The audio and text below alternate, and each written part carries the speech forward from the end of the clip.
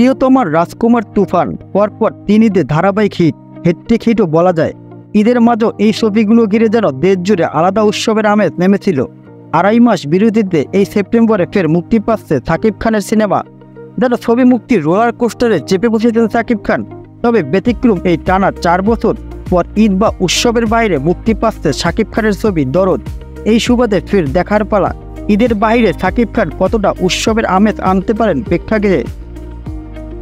বলা দরকার, ঈদ উৎসবের বাইরে সাকিব খানের সবশেষ মুক্তি পাওয়া ছবি নবাব এলএলবি, নির্মিতা একই অনন্য মামুন। ছবিটি মুক্তি পায় 2020 সালে, যা দর্শকপ্রিয়তার বিচারে বেশ অসফল।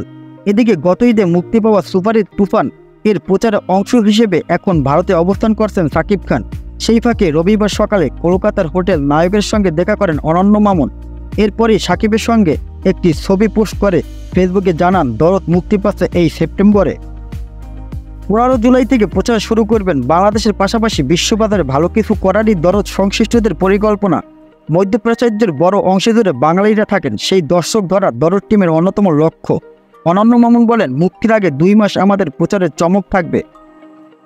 সাকিবিয়ানদের নিয়ে প্রথম কোনো বড় আয়োজন হবে, সেখানে জানানো হবে সেপ্টেম্বর মাসের কোন তারিখ দরদ প্যান ইন্ডিয়ান ছবি হিসেবে একযোগে মুক্তি পাবে।